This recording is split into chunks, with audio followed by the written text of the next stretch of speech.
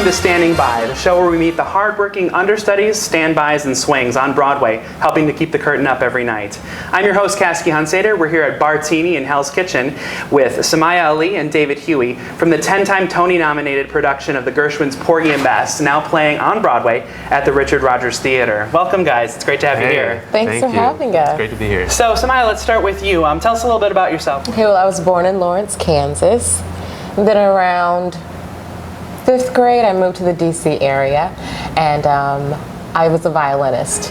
And I went to Duke Ellington School of the Arts as a violin major. Okay.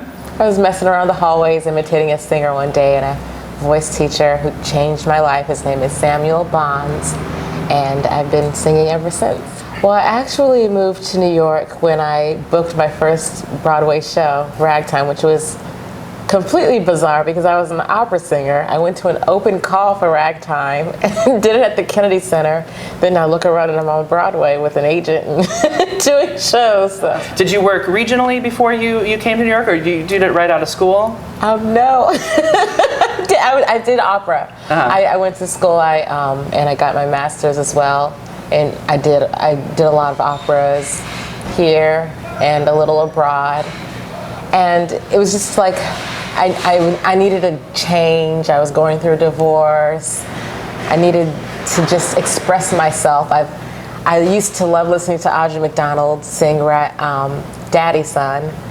And I was like, I want to go in there and sing Daddy's Son. And I did. And it's just, I never thought I would end up 3 years later working with her every day. You know, it's kind of wonderful how it's like the Broadway dream come true for any aspiring performer. Right. David, tell us a little bit about yourself. Where are you from?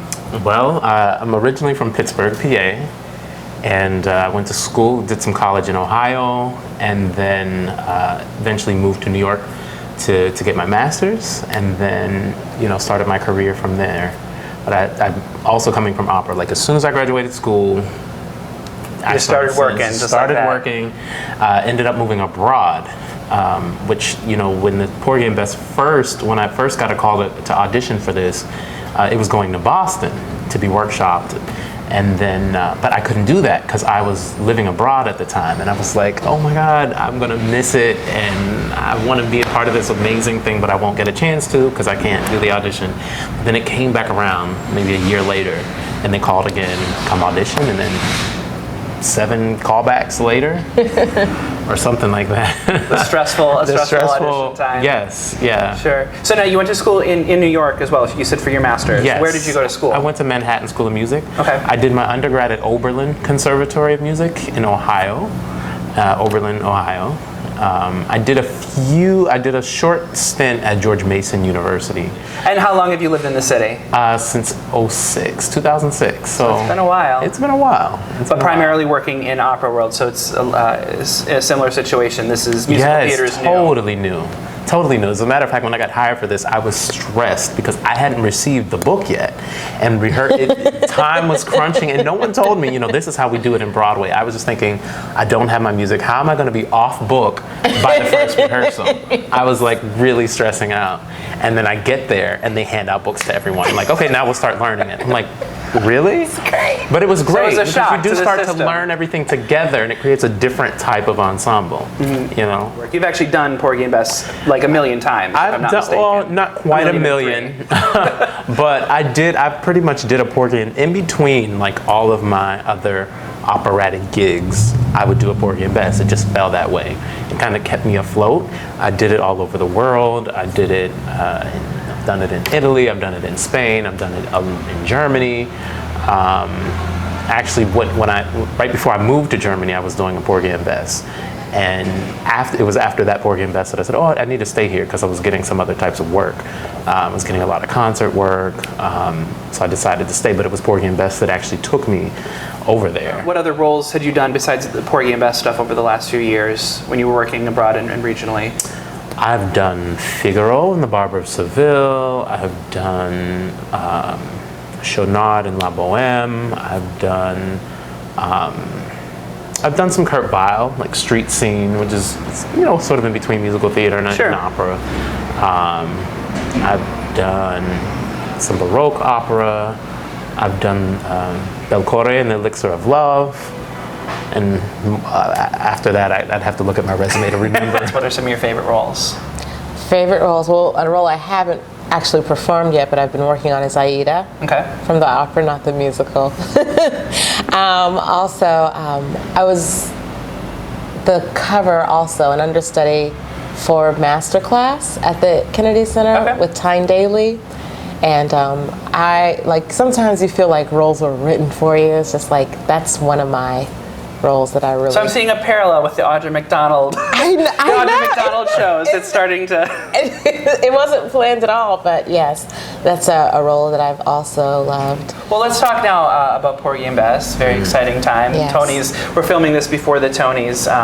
They're just coming up next week. 10 nominations, so it's a big production that's gotten a lot of coverage and great reviews. I think it's fantastic. Who do you cover? You're swing, so you cover ensemble tracks. I cover Bess, Serena, Clara, and the Strawberry Woman. That's a full plate. It's just everyone except for Mariah. Just everyone, pretty much. Yeah. And David, who do you cover? I cover Sportin Life, Jake, Robbins, and one of the fishermen. Okay. And have you guys performed much, or have been people calling out? Well, we'll start with you. I think I performed much done a lot. because I cover a lot. Sure. So, have you gone on for all of your covers yet? no, I haven't. Okay. Who have you gone on We for? have really healthy people in our cast. I'm doing the Strawberry Woman tonight. I do that a lot. And then the dance track, there's like I guess you would call her a lead dancer in the show. Mm-hmm. I've done her quite a bit as well. And we have very, very healthy people. So, I mean, we're just going to stay back like Jeremy Lin, and try to get out there when the time is right. Sure. And David, how often do you go on? I have not gone on a lot. I mean, I feel like coming up pretty soon I'm gonna be going on more. But have you gone on, I guess, for all of your tracks yet, or is there anyone that you cover that you haven't actually gone on? Life, I have not gone on for Jake, but I've gone on for everything else. Okay. Yeah. So a big question that people obviously have is, what is your favorite track that you cover? So Sumayya, what is your favorite track to go on as? I'm sure this is the surprise of the century, but my favorite track to cover is Bess. It's a real shocker, I'm not gonna lie.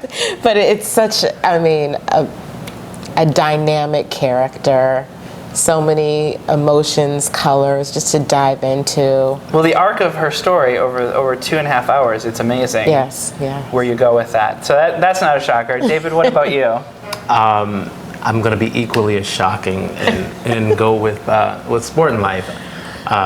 Because I've never been challenged like this. He was a part of myself. Any good actor, you have to confront so many things about yourself to do justice to any given particular role. And it's fine when I've sung Jake all over the world, and I feel like I am Jake in real life. And even though it's fun to cover, it doesn't challenge me in that way because it's so similar to who I am. But with Sportin Life, I was like, I gotta be a pimp, I gotta be a liar, I gotta be, and we all have these aspects in ourselves. So it wasn't about finding a way to act it. It was like finding it within myself so it could come out. Explain kind of how do you prepare to be ready for it to be anyone at any given time? Well, that's it's all about preparation. So I just have to stay prepared. It's happened that I've been watching a show and I was like, who's carrying that chicken on stage? And then 5 minutes later, I'm in costume and I'm on stage singing a Strawberry song. Like it's really happened before. So it can be exciting, but to do our job, it definitely takes a different kind of brain that can snap in at the last moment. Or sometimes I've done a split track, 2 people are out, and I have to be 2 people at the same time. So it's really helps me in terms of focus and thinking fast. And do you prefer being in the ensemble and doing your track regularly, or do you like being a swing? I prefer this job. Really? I do, because I can focus all of my energy and chi, if you can say that, sure, into these roles. And instead of being preoccupied with another job, I can focus everything on. So I feel more prepared, and I can spend more time on it. So. What's the most challenging aspect for you of being a swing and having to be at the ready? That's a good question, Caskey.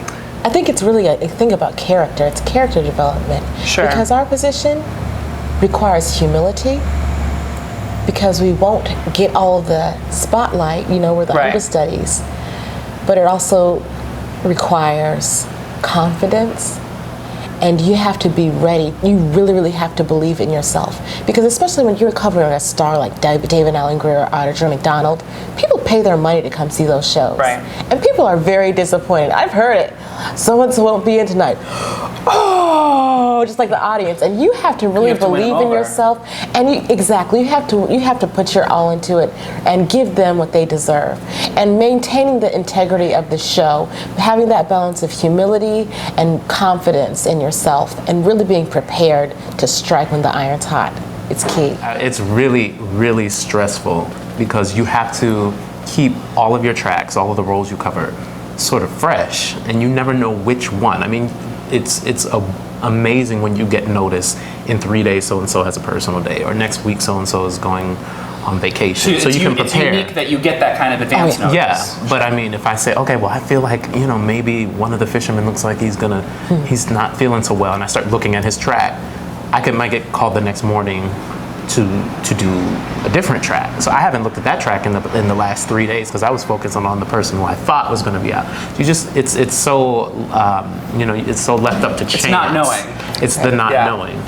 But is it difficult to balance the mechanical aspect of having to know that you're in all the right places for whichever role you're going in, so that you don't mess up the show, versus talking about character, and like, how do you, when you're going on so infrequently, how do you muster up and really get involved into that character compared to somebody who's playing it eight days a week? You have to be able to compartmentalize. Right. That's the only thing you have to be able to compartmentalize. And one time I went on, I did what I just said a minute ago, is that it looked like one of the people that I covered was going to go out, and so I was preparing to go on for his track.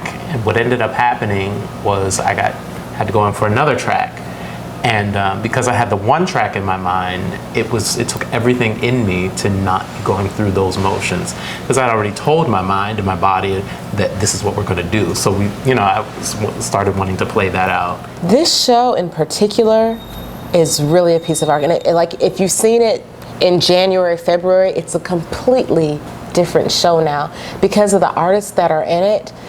They don't, like most shows after previews, they're the same no matter what.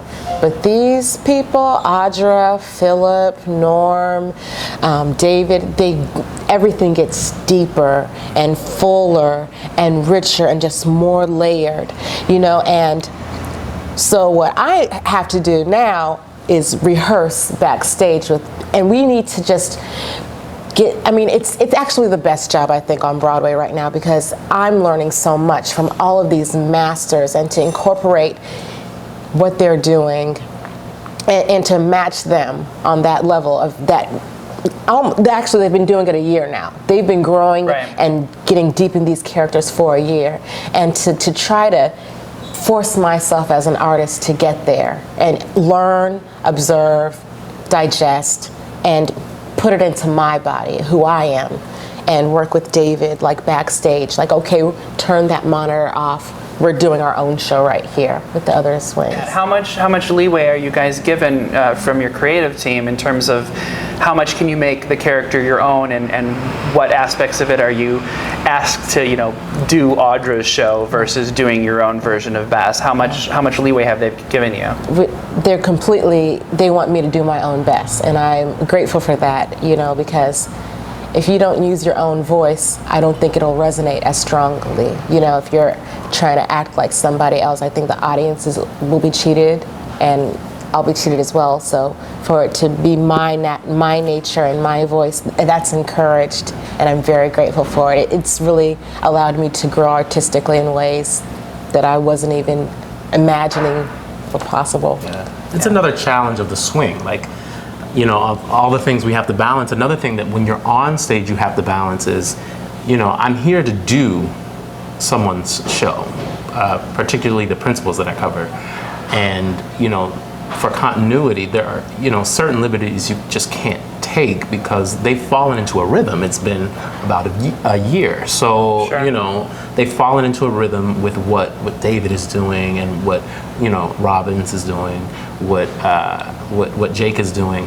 And so, you know, you have to be yourself, and you have to find your own voice, and you have to put it in your own body. At the same time, you don't want to throw everything and everybody else off by just, you know, by being yourself. So you have finding to find the balance. Yeah, between finding your the own balance show between and not their show. messing up everyone's blocking, Right. but putting your own spin on a number. Right. Well, you talked earlier about the difference coming from the opera world, David. I know you've had kind of a similar, you know, Broadway compared to opera is a whole different animal. It's a totally different animal. Jumping into Broadway, I was floored at the amount of work. People like Audra McDonald, I can't tell you how much she's changed my entire artistic perspective. I've never seen someone go that deep into themselves so many times a week. You know, in opera, we're spoiled. We do, you know, you do an opera, your run is usually about maybe between a month and 2 months. And you'll have a show 2 or 3 times a week. So the whole concept of 8 times a week, like you're doing this thing every day, was foreign to me. And, you know, jumping into it, I was like, well, you know, who can do, you know, we'd be in rehearsal and I'd watch Audra and I'd watch Norm, and I'm like, that was amazing. I don't think they could do that 8 times a week though. But I have never, ever seen any of them give less than 100% every single night. And that changed me. That changed what I thought I was able to do, or what I thought was possible artistically, musically, vocally. Has totally expanded. Just watching Broadway performers perform, it's incredible. I had a similar experience, like I said, when I sat down for the first rehearsal for Ragtime, and everyone over their books and started sight reading. I just started laughing. I was just like, this is so awesome, because there's no stress, like, oh, because like it's you're chastised and looked down upon. So there's a pressure in to opera, be perfect. If you don't have all of your music memorized perfectly, diction, translations, because it's usually in a foreign language, you're mud. Well, and you then could lose your job. Yes. Yeah, you could use it. So to open the book as a community, like, oh, can you play that part again? But it's also wonderful because it's a community thing. It's more communal. The work we do in opera is very individual. Like, you learn your music by yourself, you learn your inflection of text by yourself, and then you go and stage it. But it's such a communal effort. You learn things together. There's more specificity that way.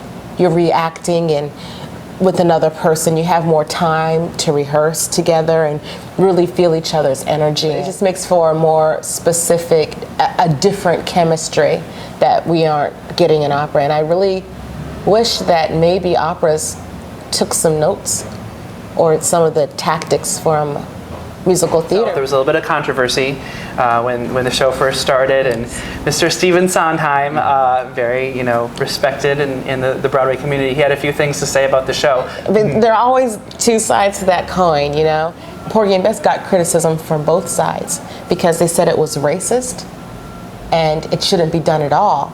And then come this group and they say, well, we're going to make it not racist. We're going to change a little. And then they got criticism from that side. So like this production got it from both sides. Mm-hmm. And that's another reason I think it's so important for people to see this show, because you usually don't think of Bess as a real person. Like, when I saw it, I think, oh, like, she's a bad person, she's loose. But this is a real woman. And she has an addiction, and that's something that people can relate to, even in today's age. Especially today. Exactly. And the way she's presented as this character, more people can relate to or identify what is actually going on. Sportin Life is a pimp. He's not just like some woo-ass scat and dadded kind of guy, Like, I could not have more respect or admiration for Stephen Sondheim. I have always thought he was a genius, and anytime I get called to even sing one of his songs at a concert or something, I'm like just elated. So when he speaks, I listen. I came into this production with, it wasn't skepticism so much as it was intrigue. I want to know what they did to the score. I want to know what they did to the dialogue. I want to know what they did to these characters. I didn't want to make a decision on how I felt about it. Yes, they changed the orchestration. Yes, they did quite a few things, but anyone who sees it cannot deny the fact that it was in really good hands, and every decision was made well. One thing of the opera that you don't always get with the opera is they fleshed out the characters. They were all archetypes in the opera. No and one they just note sort of sound best. humanized them. Well, that's all the time we have today. I'd like to thank my guests, Sumayya Ali and David Huey from the Gershwins Porgy and Bess, now playing at the Richard Rodgers Theater on Broadway. For more information about the show and to get tickets, check out porgyandbessonbroadway.com. To find out more about our guests and to submit your questions to guests of future episodes, please check us out at standingbytv.com. I'm Caskey Hunsader, and join us next time as we pull back the curtain on another episode of Standing By.